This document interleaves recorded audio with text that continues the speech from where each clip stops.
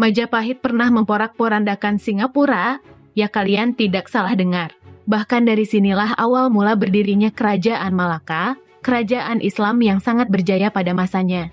Di mana pada saat penyerangan kerajaan Singapura oleh Majapahit mengharuskan Raja Singapura harus kabur, lalu memeluk agama Islam dan akhirnya membangun Kesultanan Malaka.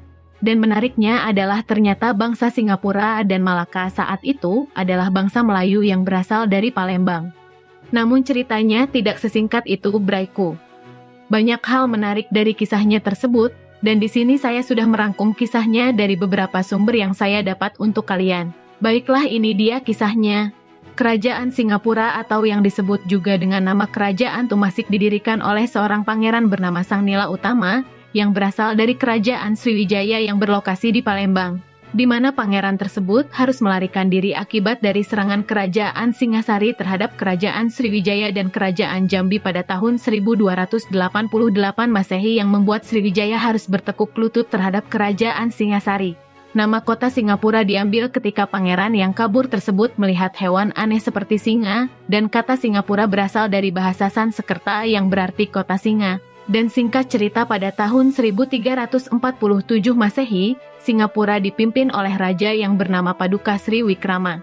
Pada saat itu kerajaan Singapura bersekutu dengan Kekaisaran Mongol, sebuah kekaisaran yang saat itu memang sangat ditakuti oleh dunia karena memiliki banyak pasukan dan wilayahnya sendiri terbentang dari Laut Tengah Jepang hingga Eropa Timur. Sebagai sekutu Mongol di Asia Tenggara, ketangguhan Singapura kala itu memang luar biasa. Terbukti dari kegagalan kerajaan Siam atau yang sekarang menjadi negara Thailand, hendak menaklukkan Singapura pada 1349 Masehi.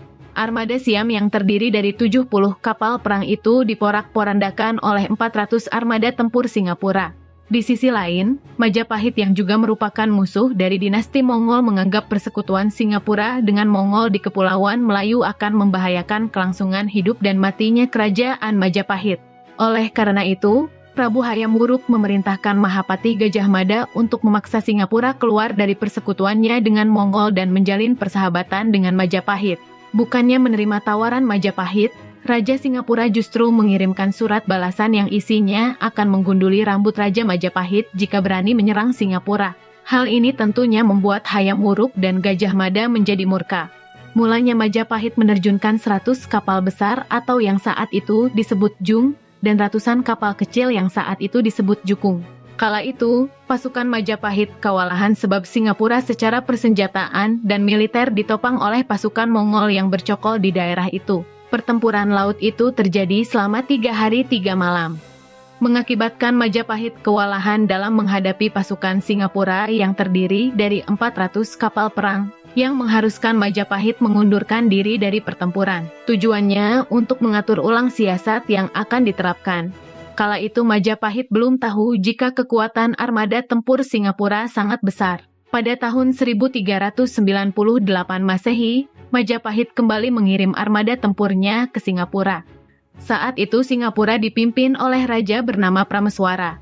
Kali ini Majapahit mengirim 300 kapal besar atau Jung dan 100 kapal kecil atau Jukung. Dalam pertempuran ini, barulah Majapahit berhasil memporak-porandakan Singapura, menjebol benteng besar Singapura dan menguasai kota raja.